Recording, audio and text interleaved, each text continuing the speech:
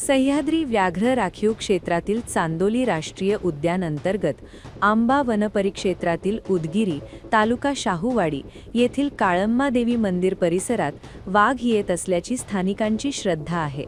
या दाव्याची पडताळणी करण्यासाठी वन विभागाने मंदिर परिसरात ट्रॅप कॅमेरे बसवले होते। या कॅमेऱ्यांमध्ये वाघाचे स्पष्ट चित्रण झाल्याने मंदिर परिसरात वाघाचे आगमन होत असल्याची नोंद वन विभागालाही मिळाली आहे।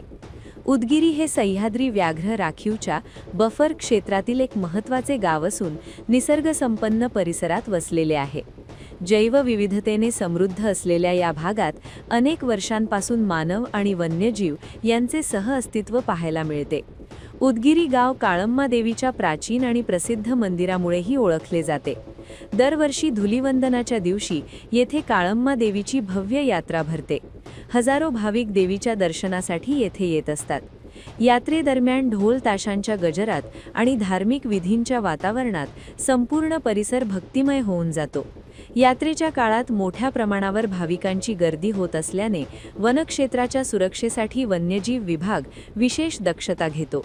वणवा होऊ नये, अवैध वृक्षतोड अथवा अवैध शिकार यांसारखे प्रकार घडू नयेत यासाठी अधिकारी व कर्मचारी तैनात केले जातात। गस्त पथके, ट्रॅप कॅमेरे आणि सतत निरीक्षण यांद्वारे संपूर्ण परिसरावर लक्ष ठेवले जाते।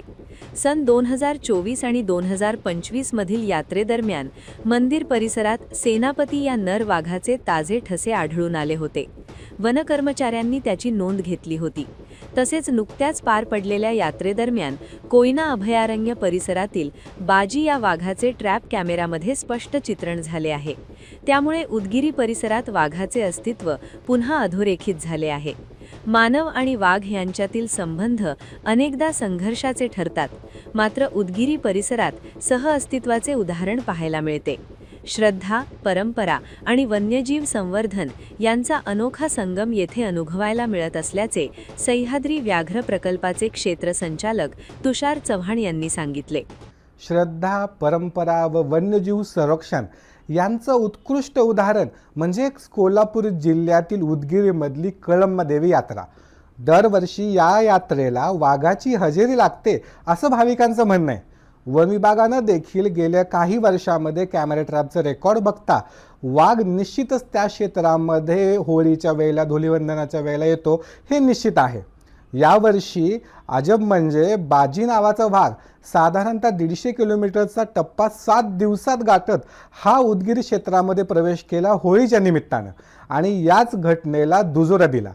त्यामुळे वन्यजीव संरक्षण आणि श्रद्धा यांचे एक उत्कृष्ट उदाहरण आपण काळम्मा देवी यात्रेमधून पाहू शकतो।